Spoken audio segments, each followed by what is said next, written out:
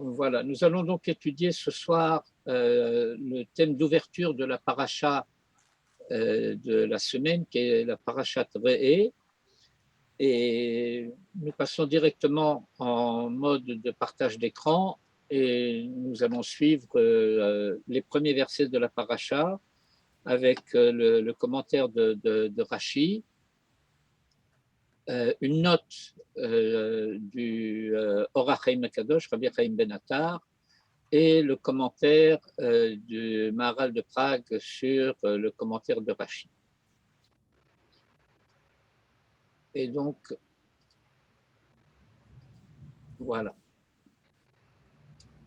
Nous sommes donc au chapitre 11 du Sefer Devarim, à partir du verset 26, et nous allons lire les 3 premiers versets de la paracha.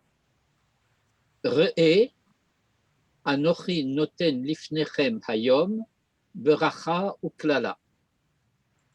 Vois, et donc c'est Moïse qui s'adresse à Israël collectivement et qui dit vois, anochi noten lifnechem hayom, je place aujourd'hui devant vous beracha uklala, bénédiction et malédiction. Et il s'agit de bénédictions et malédictions qui seront prononcées après l'entrée en Eretz Israël sur le mont Gerizi et le mont Eval, et dont le détail est donné dans la suite de la paracha. Et haberacha asher tishmeru el mitzvot Hashem Elokechem asher anochi metzaveh etchem hayom. La bénédiction, que vous écoutiez les mitzvot de Hashem votre Dieu, que je vous ordonne aujourd'hui, v'haklala, et la malédiction, si vous n'écoutez pas, imlo tishmeru el mitzvot Hashem Elokechem, si vous n'écoutez pas les mitzvot de Hashem votre Dieu, v'sartem min haderech, et que vous écartiez du chemin, asher anochi metzaveh etchem hayom, que je vous ordonne aujourd'hui, la lechet, donc que vous écartiez du chemin que je vous ordonne, la lechet achare Elohim acherim, pour marcher à la suite de Dieu autres, asher lo yedartem, que vous ne connaissiez pas. Bon, le texte continue, mais nous nous focalisons essentiellement sur ces 3 versets d'ouverture, et je dois faire quelques remarques préalables avant même de rentrer dans le commentaire de Rashi. La première remarque, qui est une remarque générale, qui ne concerne pas seulement ce texte et ce contexte, c'est que à chaque fois que la Torah utilise le terme de hayom, aujourd'hui, il faut entendre cela comme signifiant toujours. Hayom, ça veut dire tous les jours. Parce que chaque fois que nous lisons le texte, nous le lisons le jour où nous le lisons. Et donc, il y a une connotation d'actualité permanente du sujet qui est évoqué. La deuxième remarque, c'est que, traduisant en français, nous traduisons Tishmeu el mitzvot Hashem Elokechem, que vous écoutiez les mitzvot d'Hashem, votre Dieu, comme si les mitzvot étaient, grammaticalement en tout cas, complément d'objet direct du verbe écouter. De même, au verset 28, V'haklala imlo tishmeu el mitzvot Hashem Elokechem, que vous n'écoutiez pas les mitzvot d'Hashem votre Dieu. Mais en fait, cette traduction est inexacte, ou en tout cas imprécise, parce que El mitzvot n'introduit pas un accusatif. Cela introduit un datif pour les latinistes et autres grammairiens parmi vous. L'ishmoa el, ça veut dire tendre l'oreille vers. Et donc, il ne s'agit pas d'une attitude passive d'écoute, écouter les mitzvot, mais d'être tendu vers ce que les mitzvot réclament de nous.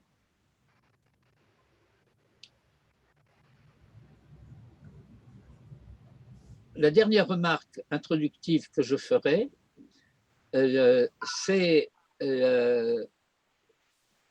une tension que nous ne remarquons généralement pas par habitude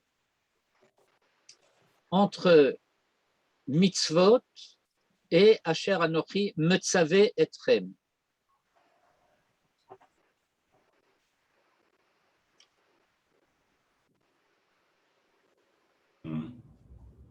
Un commandement, et nous traduisons habituellement mitzvot par commandement, précepte, enfin toute cette gamme de vocabulaire,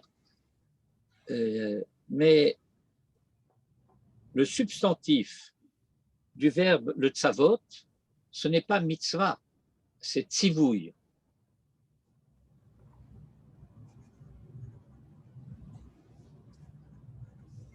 Et donc, il y a un, comment dirais-je, une notion sous-entendue en quelque sorte dans tout ce contexte et d'une manière générale à chaque fois qu'il est question des mitzvot, c'est que la mitzvah n'est pas le commandement, mais la manière dont la Torah nous enseigne de quelle façon réaliser le commandement.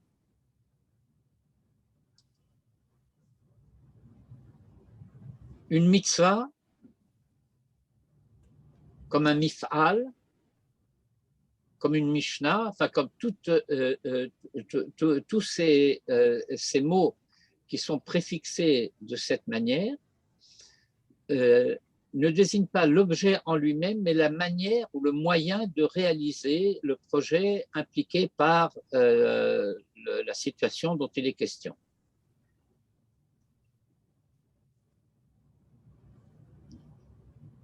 Il y a donc le commandement qui est le tzivouille,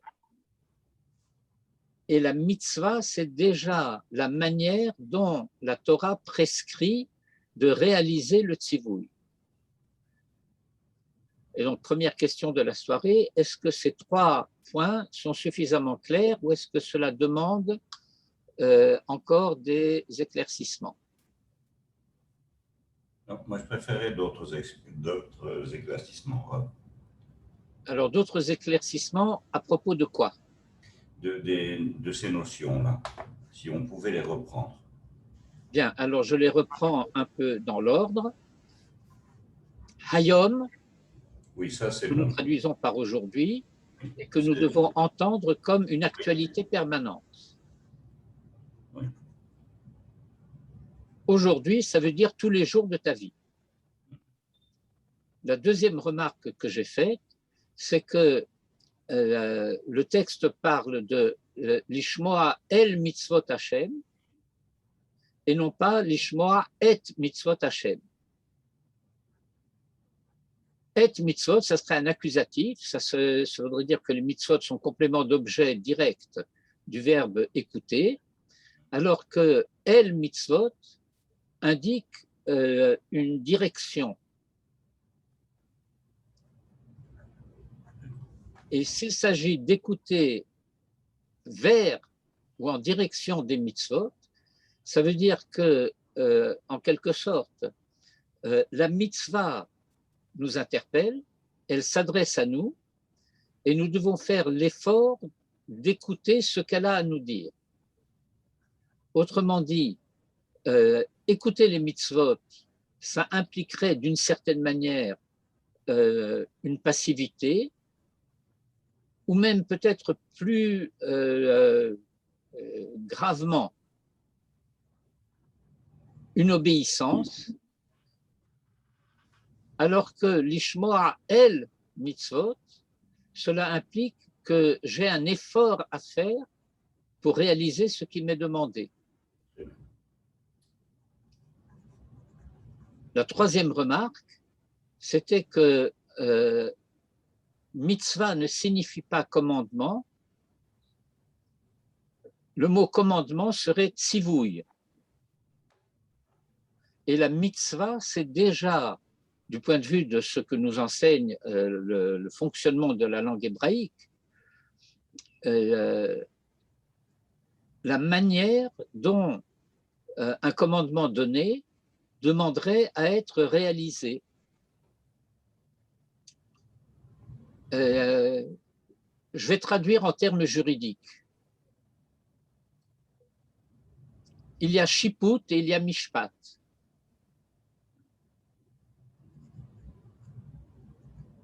Le mishpat, c'est la manière dont le jugement doit être rendu.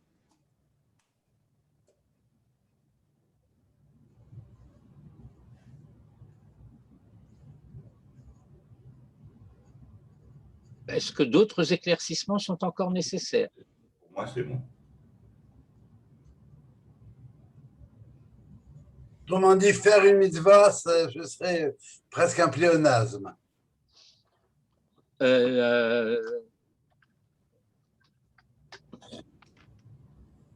En quel sens? Si la mitzvah représente la manière dont je dois réaliser le tzivouï, quelque part, eh bien, faire une mitzvah, ce serait un pléonasme. Faire, comment faire? Oui, dans ce sens-là. Mais bon, je vais élargir un petit peu le thème, mais ce n'est pas celui que nous approfondirons particulièrement ce soir. C'est le fait que la notion même de mitzvah dans sa formulation grammaticale, si vous voulez, implique un contenu de Torah Sheba'al Peh.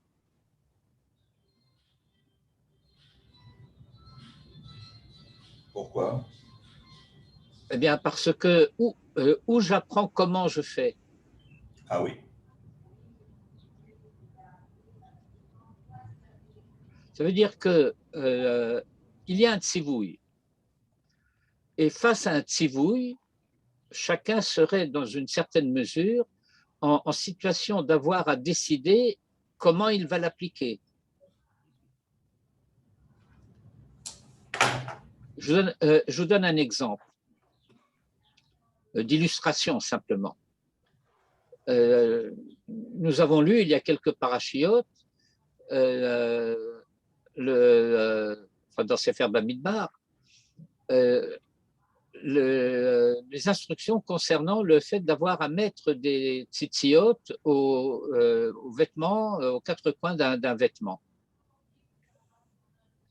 Dans la Torah, nous n'avons aucune indication quant à la manière dont ces tzitziot doivent être réalisés. Ni de quelle façon les fils doivent être tressés, ni de quelle manière ils doivent être attachés, ni de quelle manière ils doivent être noués. Tout cela nous est enseigné par la Torah Sheba'al Peh. Et d'ailleurs, en plus de cela, il y a toute une série de minhagim différents quant à la manière de réaliser les nœuds des tzitzit.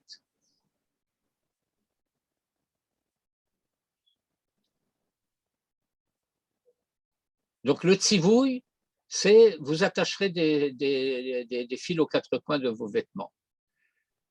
Et maintenant, étant donné que ce tzivouï nous est transmis sous la forme d'une mitzvah, cela implique que nous est transmis également la manière de réaliser le projet.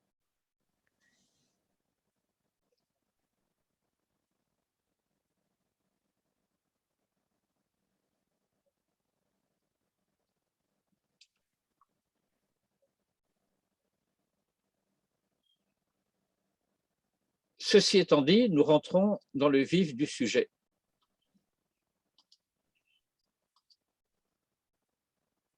Le vif du sujet consiste à constater la différence de formulation concernant l'éventualité de la beracha et l'éventualité de la kelala. Le texte dit, verset 27, ligne 2, à la fin de la ligne 2, Et ha-beracha asher tishmeu el mitzvot Hashem elokechem, alors que, en ce qui concerne la klala, verset 28, ligne 4, Veha-klala im lo tishmeu el mitzvot Hashem elokechem. Le parallèle, qui n'existe pas, aurait voulu que nous ayons soit et abracha im tishmeu el mitzvot Hashem elokechem, de même que nous avons Veha-klala im lo tishmeu el mitzvot Hashem elokechem, ou que nous ayons et abracha asher tishmeu el mitzvot Hashem elokechem et Veha-klala asher lo tishmeu. Et donc il faut comprendre quel est le sens de cette différence. C'est d'autant plus important que la plupart du temps, la manière dont ce texte est compris est que la bénédiction serait conditionnée par l'écoute, alors que la malédiction serait la conséquence de la non-écoute. Mais ce n'est pas du tout cela que le texte dit. Et nous entrons donc à partir de là dans ce premier sujet avec le commentaire de Rashi sur ce verset 28 de Asher Tishmeu. Attendez, je vais enlever ces choses-là. Asher Tishmeu el mitzvot Hashem elokechem. Rashi commente, et nous n'allons pas faire une analyse complète du commentaire de Rashi. Et ha-beracha al-menat asher tishmeu. Autrement dit, pour nous expliquer la lecture du verset, Rashi rajoute une expression. Il rajoute les mots al-menat.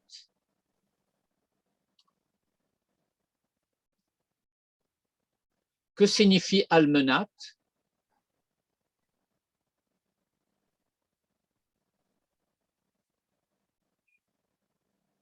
Dans le but afin que… Afin de… Oui, un peu approximatif, mais pas inexact. Les marins.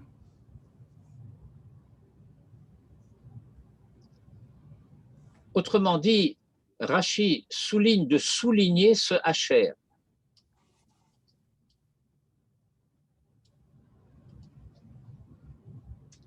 Pourquoi Rashi estime-t-il nécessaire de souligner ce Asher? Eh bien, c'est parce que, selon certaines lectures, selon certains commentateurs, nous en verrons peut-être un exemple plus en détail tout à l'heure, l'hébreu biblique utiliserait Asher à la place de Im. Et donc, il y aurait une tendance ou un risque de penser qu'il s'agit d'une différence stylistique de la part du texte de la Torah, afin de ne pas se répéter de manière un petit peu, comment dire, ennuyeuse, et abracha im tishmeu et aklala im lo tishmeu, et que donc le texte aurait dit Asher pour varier. En rajoutant almenat, Rashi nous empêche de pouvoir entendre ce Asher comme signifiant im. Qui ont provoqué ce naufrage institutionnel, scène déplorable, scène insupportable et écœurante. Qu'est-ce qui se passe là? Regarde, c'est mon téléphone qui s'est mis en marche. Je suis désolée. Et il se met en marche en prononçant des diatribes. Ouais, parce que j'avais écouté à YouTube et c'est remis dessus. Ben, voilà. quand mes amis me disent que ces appareils, comme la Chine communiste, sont dirigés par des démons qui n'en font qu'à leur tête. Bref. Et donc, qu'implique ce fait que Asher doit être entendu par Almenat Asher Tishmeu, je vais vous livrer de façon directe l'application du texte et la grande différence existant entre la bracha et la kelala, c'est que ce que le texte nous enseigne, c'est que la bénédiction est donnée a priori de la conduite afin de rendre la conduite possible. Je vous donne la bénédiction afin que vous puissiez écouter El Mitzvot Hashem Elokechem. Et donc la bracha est a priori de la conduite, alors que la kelala est en conséquence d'une conduite qui serait inconséquente, disons, qui aurait choisi de ne pas écouter. La bracha n'est pas une sanction ou une récompense de l'écoute, elle est nécessaire afin que l'écoute soit possible.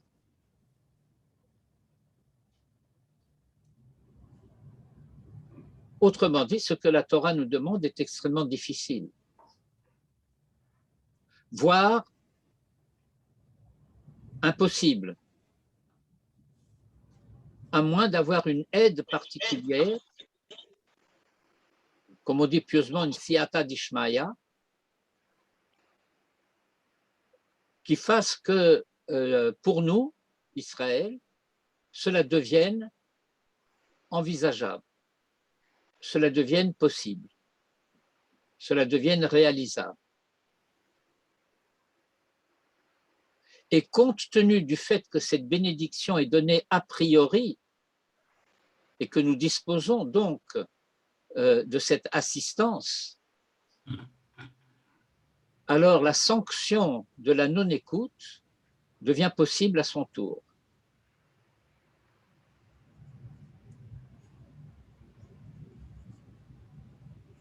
Sans la beracha, il n'y aurait même pas de sens à la klala parce que je n'aurais pas la possibilité de réaliser ce que la Torah me demande. Et donc je ne pourrais pas porter sans la beracha la responsabilité de n'avoir pas pu écouter. C'était au-dessus de mes forces. Mais disposant de la beracha, généreusement donnée a priori, maintenant je n'ai pas d'excuse de dire c'était trop dur.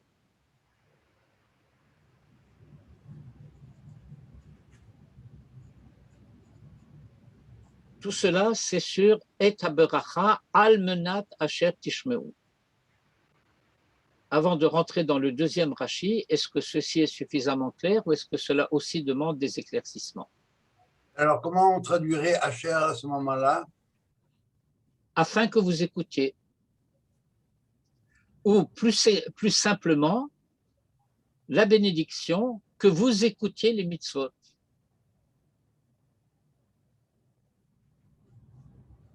Mais c'est une tournure un petit peu inhabituelle, un peu ancienne, si je puis dire.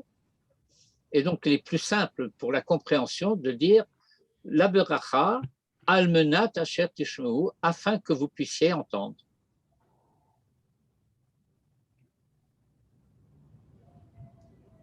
Et donc, l'ishmoa, comme je l'ai laissé entendre précisément dans les différentes traductions jusqu'à présent, ça ne signifie pas seulement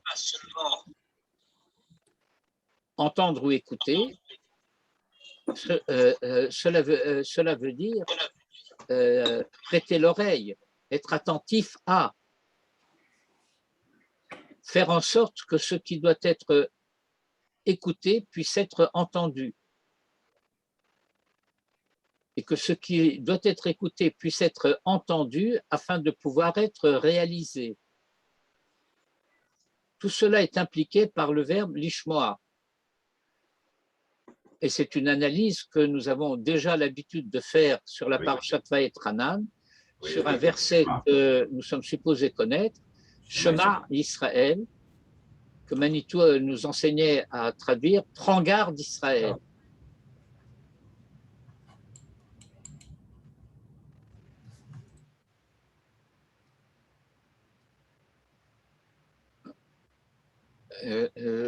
Chouraki, le traducteur maire adjoint de Jérusalem que vous connaissez,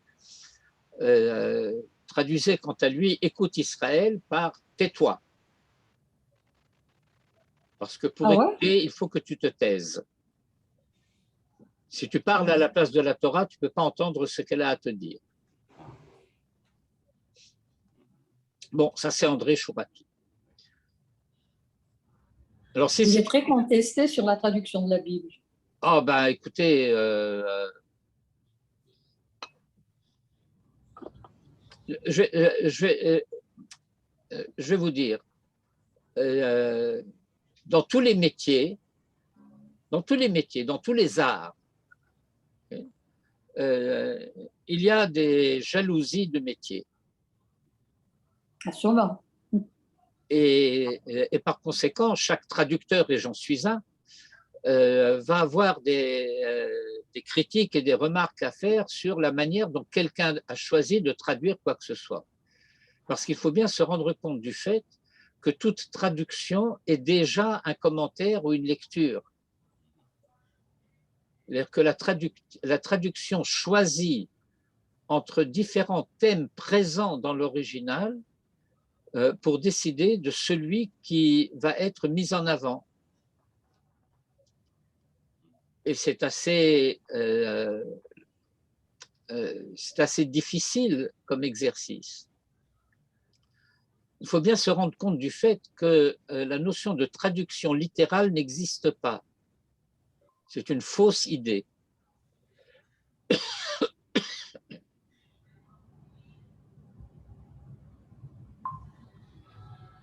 Je donne un exemple simplement pour illustrer cela, mais je ne m'attarde pas. Le premier verset a dit Re'e anochi noten lifnechem hayom beracha uklala. Le verset 27 et le verset 28 ont aussi une nuance de différence supplémentaire par rapport au premier verset. C'est que à propos de la bracha, le texte dit et ha-beracha, le verset 28 ne dit pas ve et ha-kelala. Et ni l'un ni l'autre ne dit simplement, comme le premier verset, beracha klala. Le premier verset n'a pas dit anochi noten lifnechem hayom et ha-beracha ve et ha-kelala. Si je voulais traduire entre guillemets littéralement, j'aurais dû traduire de la bénédiction et de la malédiction. Beracha ou klala. C'est indéterminé.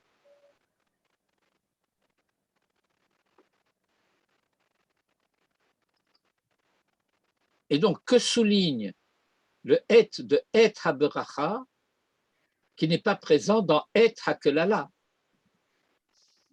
On n'a pas dit ha-bracha asher tishmeu, on aurait pu. Et ça serait parallèle, ve-ha-kelala imlo tishmeu, avec la différence entre asher et imlo.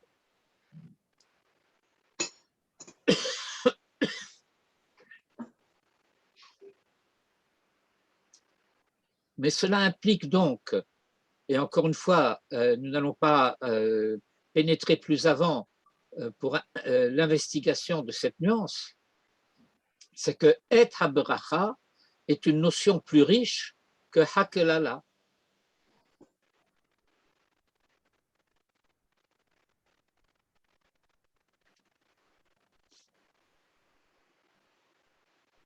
Et donc, encore une fois, le sens littéral, c'est une fiction.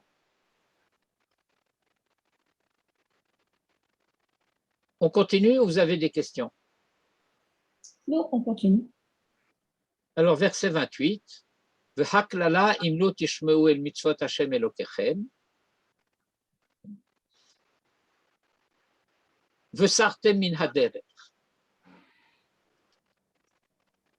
Il y a donc dans la manière du verset de se formuler une précision qui est donnée à propos de en quoi cela consiste de n'avoir pas écouté, de n'avoir pas tendu l'oreille vers les mitzvot d'Hachem votre Dieu, à savoir que cela signifie que vous vous soyez écartés du chemin. Vesartem min haderer, asher anochi metzavé etrem hayom, que je vous prescris, que je vous ordonne aujourd'hui. Et qu'est-ce que cela signifie? Vesartem min haderer, que vous écartiez du chemin. Cela veut dire c'est-à-dire ce que nous traduisons habituellement par la notion d'idolâtrie. En résumé, ce long verset, parce que le verset 28 est un verset assez long, ample, avec des mouvements intérieurs, nous enseigne que ce qui est impliqué par le fait de ne pas écouter, c'est d'avoir préféré l'idolâtrie. Ne pas écouter, c'est s'écarter du chemin, et s'écarter du chemin, c'est les dieux étrangers, Elohim Acherim. D'où le commentaire de Rashi. Et Rashi va commenter ici, Min haderer asher anochi metzavé etrem hayom lalechet, etc. À chaque fois que Rashi dit Vegomer, cela veut dire qu'il faut entendre non seulement le Dibour Amatril, c'est-à-dire la partie du verset qu'il cite, et que son commentaire ne porte pas seulement sur les mots qu'il a cités dans cette ouverture, dans ce Dibour Amatril, mais que cela concerne toute la suite du verset. Halamadta, de cela tu as donc appris, Shekol ha'oved avoda zara, que quiconque pratique l'idolâtrie se met au service d'un culte étranger, Harehusar mikol haderer shenitztavu Israël, implique qu'il se soit écarté de tout le chemin qui a été prescrit à Israël.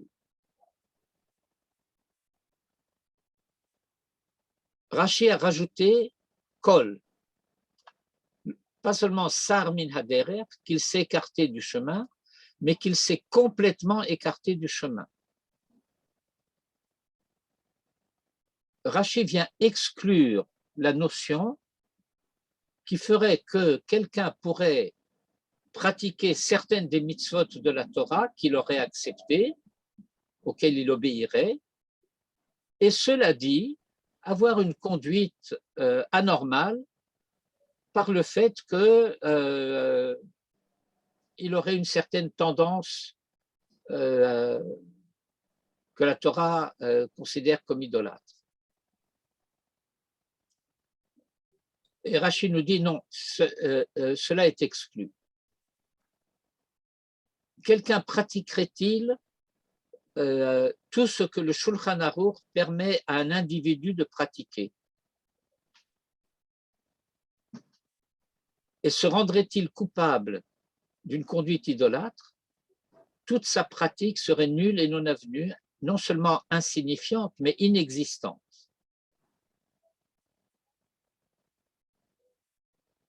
Hare Hussar Mikol Haderer Shenitztavu Israël. Il s'est complètement écarté de la voie prescrite à Israël.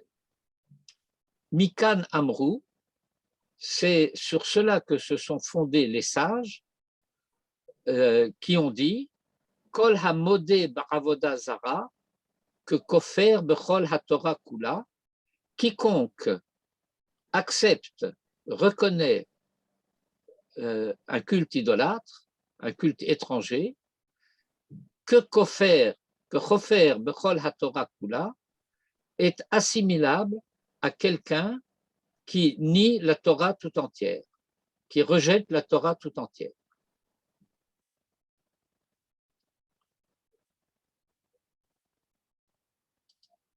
Première remarque, c'est que nous avons donc à entendre que la conduite qui risque de donner suite à la malédiction, ce n'est pas le fait qu'on ait transgressé telle ou telle mitzvah particulière. Que la malédiction s'attache à une conduite idolâtre.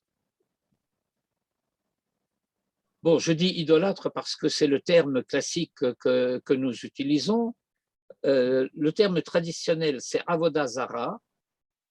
Et une Avodah Zara, c'est un culte qui est étranger pour Israël. Dans une certaine mesure et sous certaines conditions, on pourrait formuler les choses de la manière suivante. Il n'y a qu'Israël qui soit susceptible de se rendre coupable de Avodah Zara.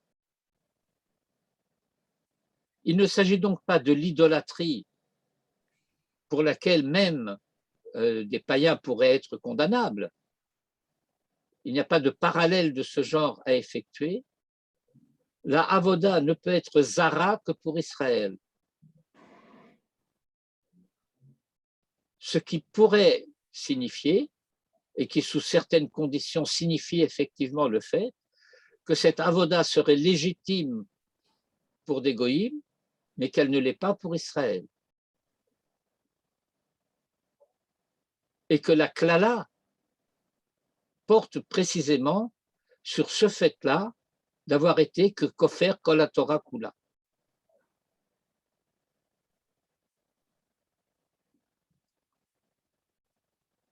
J'approfondis un petit peu la différence entre la bracha et la kelala.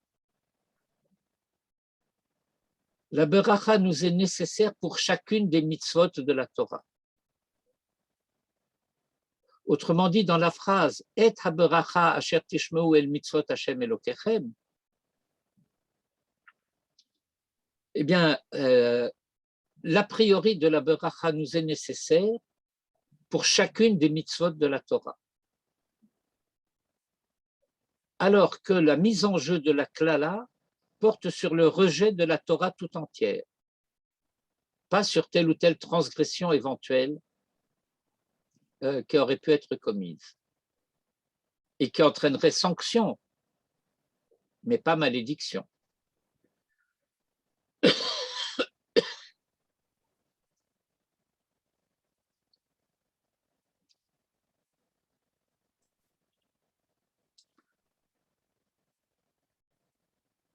Une source de Rashi, qui est le Midrash Sifré, qui est un Midrash Halacha sur Sefer Bamidbar et Sefer Devarim, et qui dit donc à propos de ce verset 28, Vesartem vegomer, Mikan Amrou, c'est la source de Rashi, Kol hamodeh be'avodah zara kechofer bechol haTorah kula.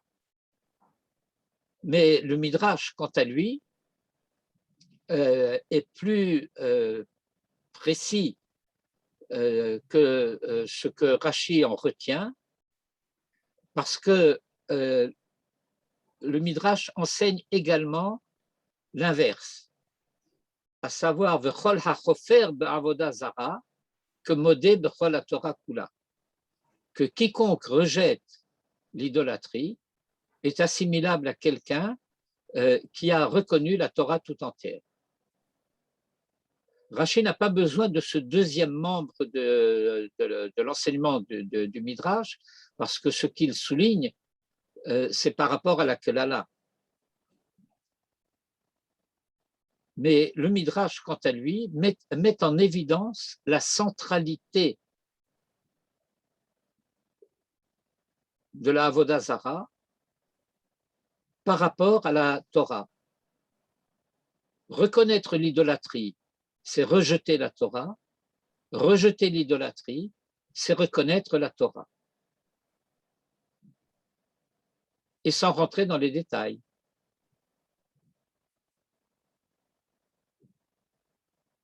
Ça veut dire que, par exemple, pour voir jusqu'où peuvent aller les conséquences des choses, quelqu'un qui se dit athée et qui, en tant que tel, rejette l'idolâtrie, est assimilé à quelqu'un qui a reconnu la Torah tout entière.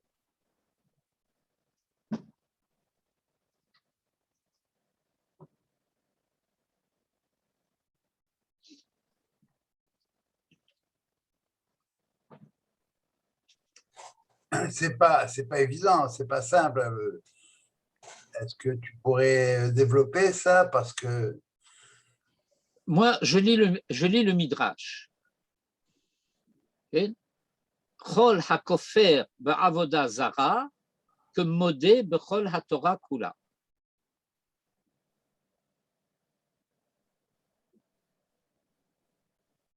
Je ne veux pas de cette avoda zara. Eh bien, ce fait-là contient déjà dans son principe même la reconnaissance de la Torah. Autrement dit, la reconnaissance de la Torah est impossible en présence d'un quelconque germe que ce soit de avoda zara.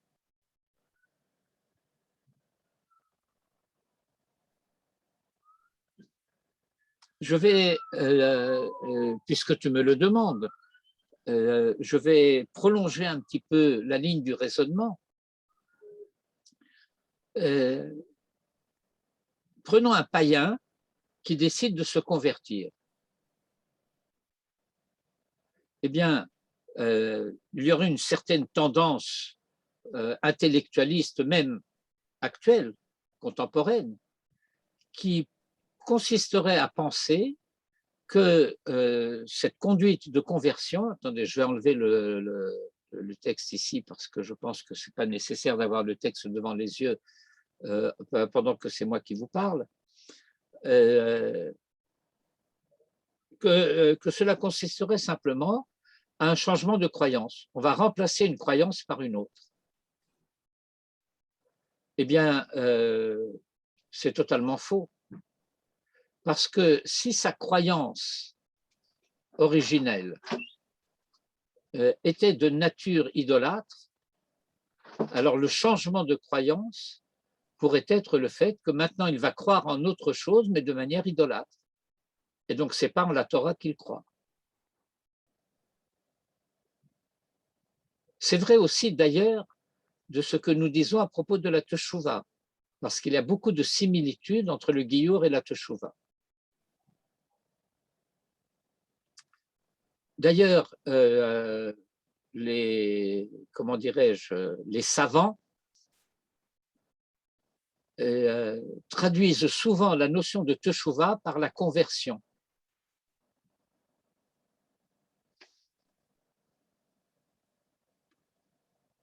Et cela veut dire que pour passer d'un état à l'autre, eh bien, il faut passer par le désert. Comme Israël doit passer par le désert après la sortie d'Égypte, avant l'entrée en Eretz Israël. Il faut faire table rase, rejeter toute croyance, toute divinité, avant de pouvoir aborder l'écoute de la Torah. Mais celui qui a rejeté cet avoda zara, il est donc candidat à l'écoute de la Torah. Et pour le Midrash, être candidat à l'écoute de la Torah, ce n'est pas seulement être prêt à écouter, mais être désireux d'écouter. Et même s'il ne le sait pas.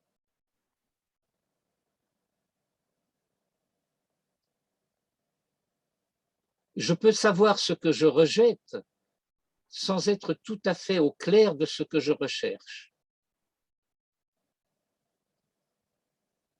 Yitro.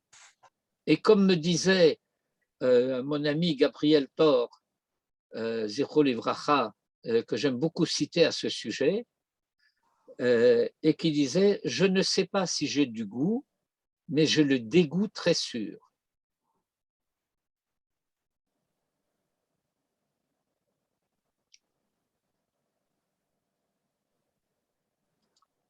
Je reviens donc au texte et nous allons lire un enseignement du Or HaChaim, Rabbi Chaim Ben Attar, au sujet des quelques remarques que nous avons faites jusqu'à présent.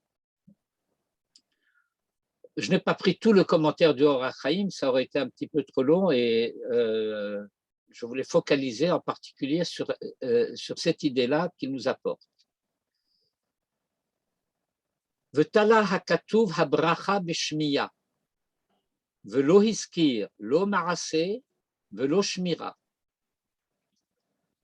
Donc, le Or HaChaim nous dit la chose suivante. La beracha a été mise en relation avec l'écoute.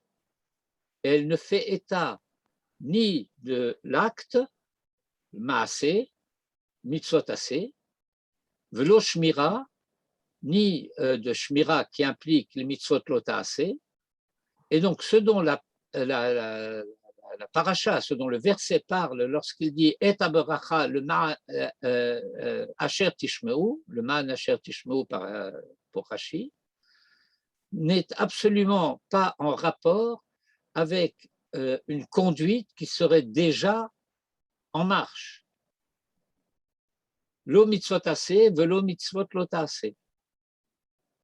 Le fi shehashomea divrei Elokim chayim. Parce que celui qui se met en état d'écouter, d'entendre la parole du Dieu vivant, HaTorah metiva nafsho umeyashorto. Alors la Torah elle-même améliore, rend bonne sa personne et meyashorto, ça veut dire la redresse, la rend droite, lui donne la droiture. Pourquoi? Parce que la Torah, Yeshba Sam Chaim, elle contient un filtre pH, pas FI, un filtre de vie, Sam Chaim, que Omram Zichronam Livracha, comme l'ont enseigné nos maîtres dans l'introduction au Midrash Echa Rabati,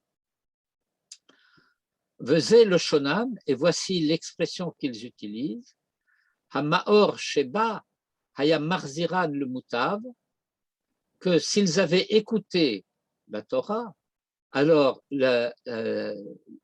c'est pas la lumière qui serait or, mais Hamaor Sheba. Le Maor, c'est le luminaire. C'est ce qui rend l'éclairage possible. Aurait été efficace pour les ramener au bien. Et c'est la raison pour laquelle le verset fait tout dépendre de la simple et de la seule écoute. La tension de la personne vers ce que la Torah me dit,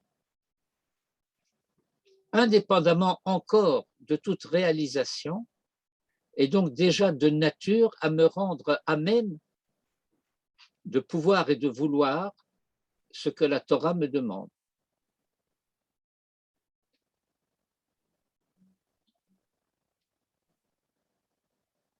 Troisième source que je veux citer avant d'entamer l'analyse de Rashi avec le commentaire du Gourarié du Maral de Prague. Le Ha'emek Davar, Rabbi Naftali Tzvi Yehuda Berlin, le dernier Rosh Yeshiva de la Yeshiva de Volodjine, où le Rav Kook le père a étudié, et qui a nommé son fils d'après son maître Rabbi Naftali Tzvi Yehuda Berlin. C'est à lui que le Rav Tzvi Yehuda doit son nom.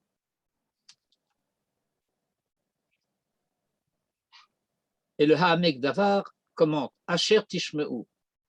Im Tishmeu Mebae. On se serait attendu à avoir Im Tishmeu.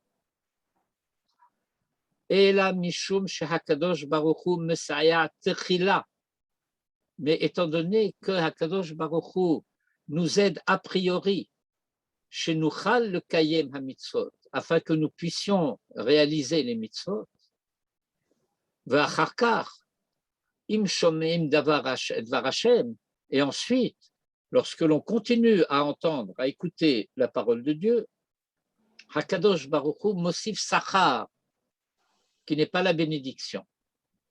Il y a donc une bénédiction a priori qui rend possible la relation à la Torah, Et lorsque cette relation à la Torah s'est établie et que ses conséquences positives ont été réalisées, alors il y a en plus une rétribution.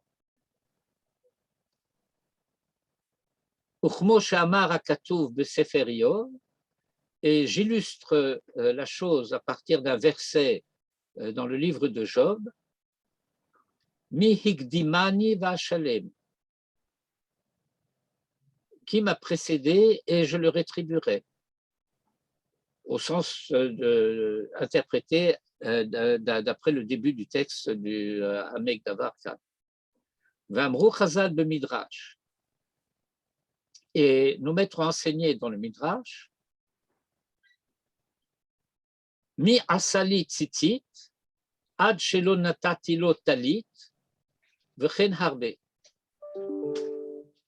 Qui est-ce qui a déjà préparé des tzitzit à mettre dans un talit qu'il n'a pas encore?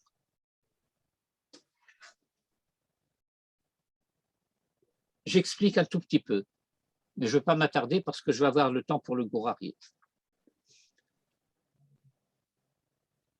Il n'y a pas de mitzvot, il n'y a pas de mitzvat assez d'avoir apporté des tzitzit. Ce n'est que dans l'éventualité où j'ai un vêtement qui a 4 côtés, qui a 4 coins, que l'obligation des tzitziot se manifeste à ce moment-là. Mais je pourrais de toute ma vie ne jamais porter de vêtements à 4 coins et je n'aurais transgressé aucune mitzvah de la Torah concernant les tzitzit. Mais voilà que le juif qui veut pratiquer la mitzvah des tzitzit décide volontairement et sans y être obligé de porter un vêtement à 4 coins pour pouvoir y attacher les tzitzit.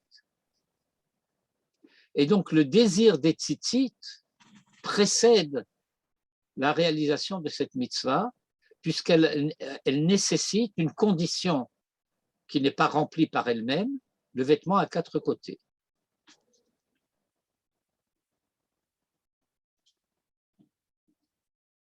Mais voilà que de plus, elle a Hazahir b'mitzvat tzitzit, zoché le talit nae. Celui qui est attentif à la mitzvah des tzitzit va finir par obtenir un beau talit. Parce que le talit, il peut être n'importe comment. C'est la raison d'ailleurs pour laquelle il y a une coutume chère à beaucoup de juifs d'avoir un talit différent pour les jours de semaine et pour les jours de Shabbat et de fête. Un talit un peu, je dirais pas nécessairement quelconque, mais enfin, un simple talit pour les jours de semaine et un beau talit pour le Shabbat et les fêtes. Aval hatalit harishon, mais le premier talit, gamken matat Elohim ki, est aussi un don de Dieu. Imken, habracha hi kede asher tishma'u. Et pour rendre plus explicite le almenat de Rashi, le Hamek Davar dit kede asher tishma'u.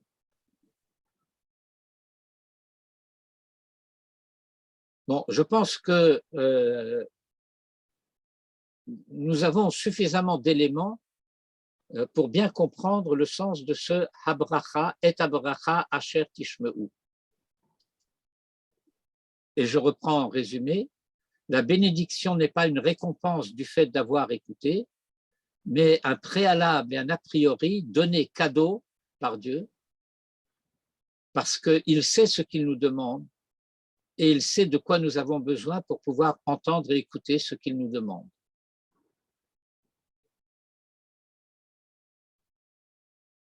Et je prends maintenant le commentaire du Gourarié, qui est un peu long, comme vous pouvez le constater. Mais je pense que maintenant, nous avons suffisamment d'éléments pour pouvoir aller un peu vite.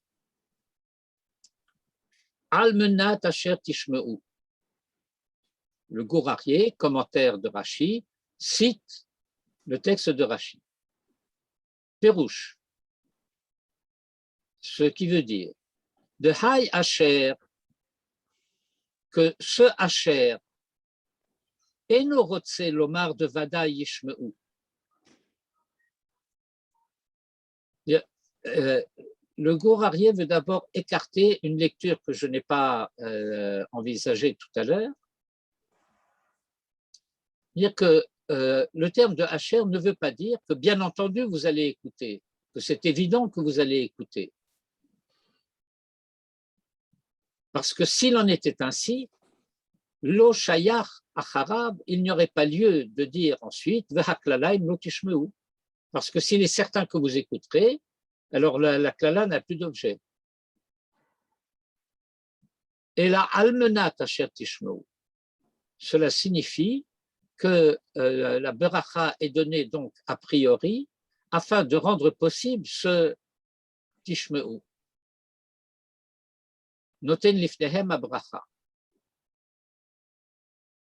Vehiksha hareem. Le Re'em, Rabbi Eliaou Mizrahi, est un commentateur de Rashi antérieur au Maharal et que le Maharal cite souvent pour préciser son enseignement,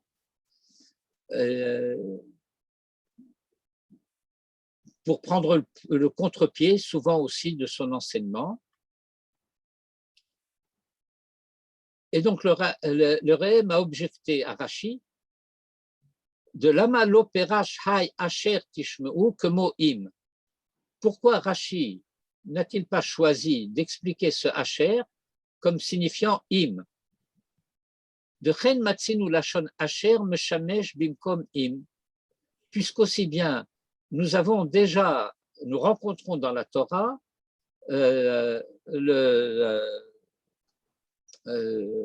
la conjonction asher utilisée au sens de im, que gon ou moladetecha asher holata acharehem. Et la descendance que tu auras engendrée après eux n'implique pas qu'il y aura nécessairement une telle descendance. De Péroucho, et c'est comme ça que Rashi l'explique là-bas, im toli dod banim, si tu engendres encore d'autres enfants. Et donc, le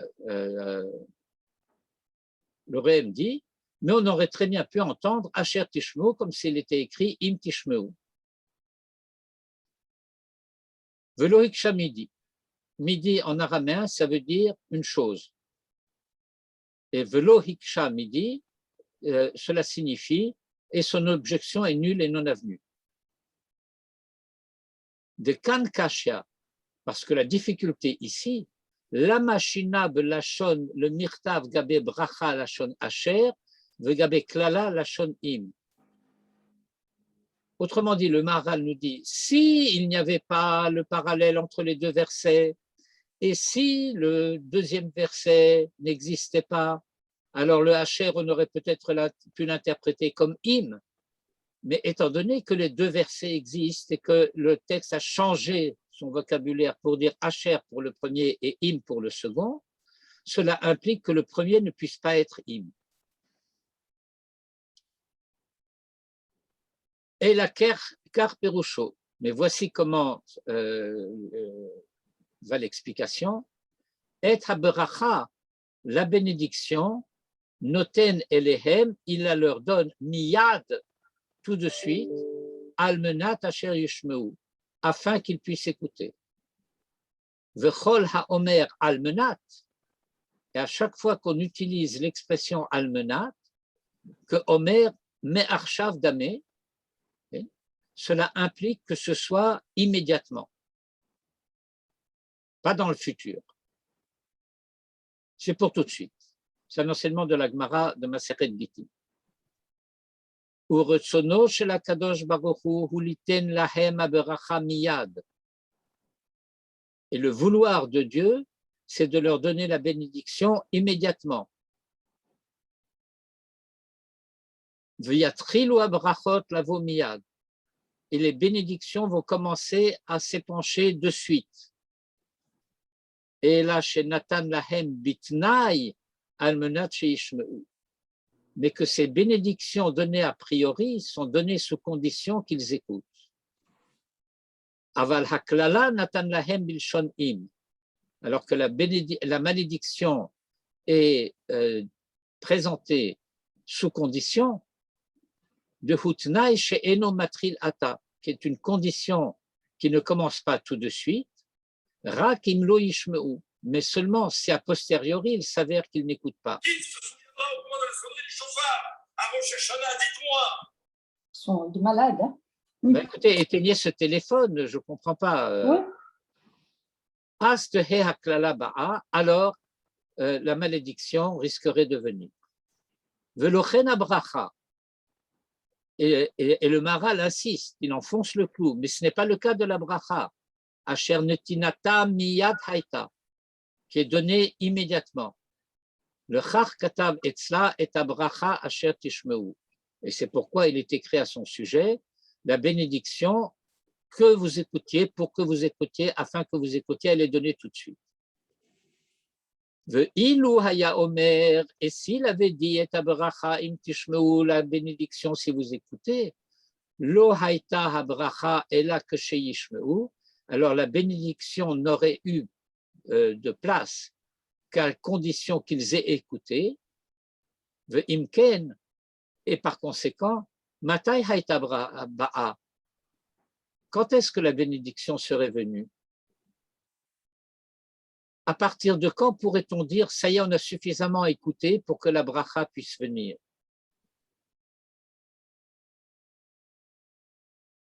Kia bracha ketiva, par exemple, dans ce qui va être dit par la suite à propos des bénédictions et des malédictions sur le mont Grizim et le mont Eval. À bracha, il est écrit à son sujet. Baruch Asher Eno Makle Aviv Imo. Béni celui qui ne maudit pas son père et sa mère. Kevan she'en ze rak lo ta'ase, she'lo ya'ase davar ze, im lo ze hayta shabracha miyad chala, matai yihya bracha chala. Vous comprenez le raisonnement ici du Maharal? S'il n'y a aucune action à faire, puisque dans la condition de Baruch, béni celui qui ne fait pas ceci, il faudra attendre le dernier jour de sa vie pour s'être assuré qu'il ne l'a jamais fait pour que la bénédiction puisse venir. Et donc la bénédiction serait une fiction.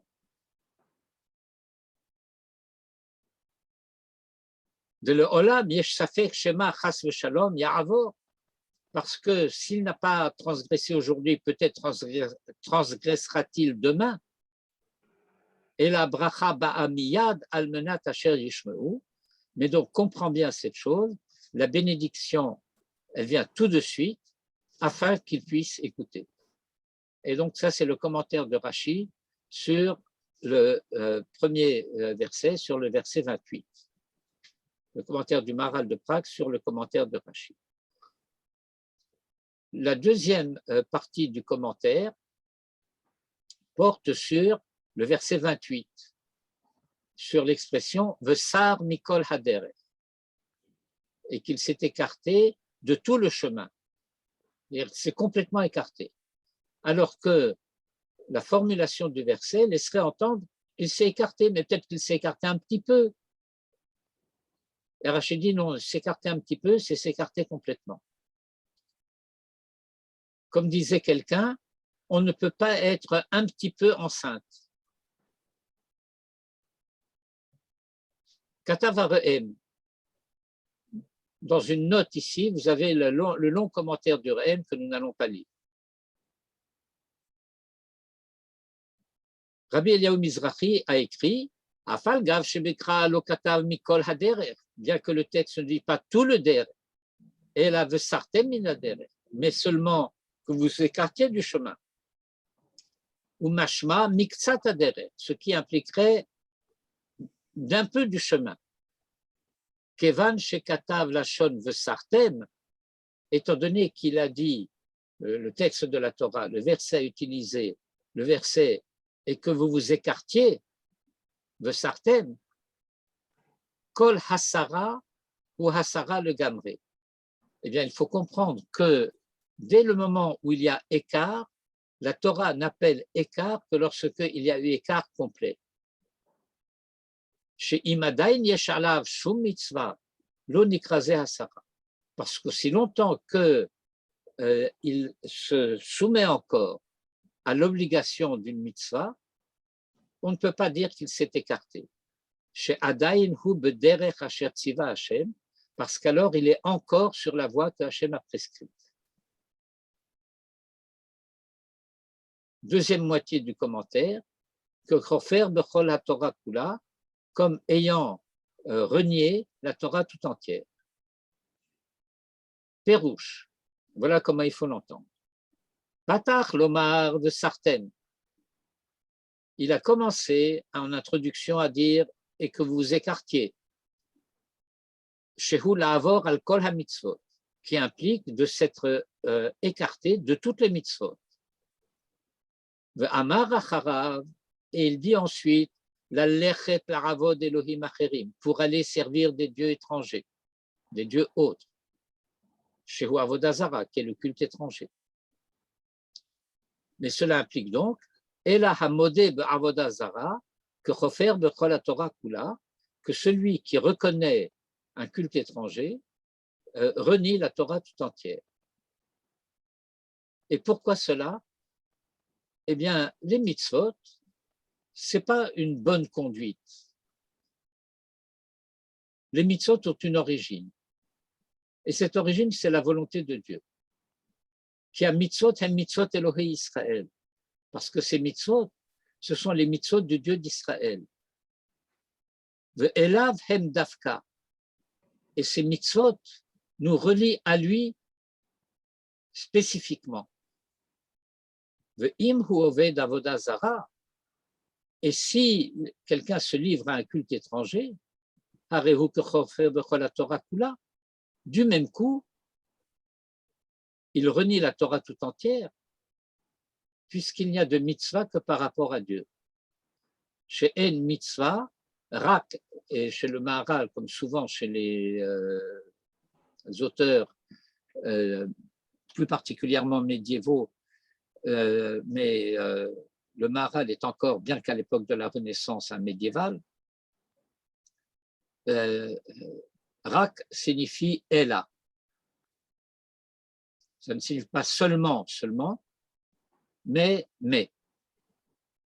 Chez En mitzvah, Ela El Hashem Yitbarach, qu'il n'y a de mitzvah que par rapport à Dieu. Dès que je sers un Dieu étranger, un culte étranger, je ne suis plus en relation avec Dieu.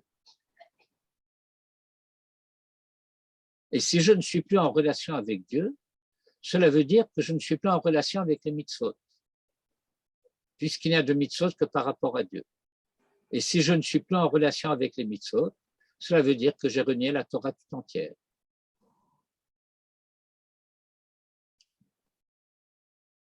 Bon, voilà les quelques remarques que je tenais à faire à propos de ce début de la paracha de Re'é.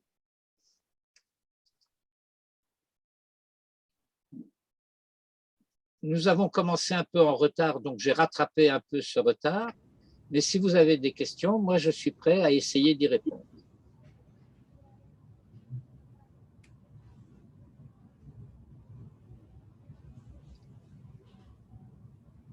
Eh bien, je constate que vous n'avez pas de questions. Eh bien, je vous souhaite donc une fin de semaine bonne. Merci.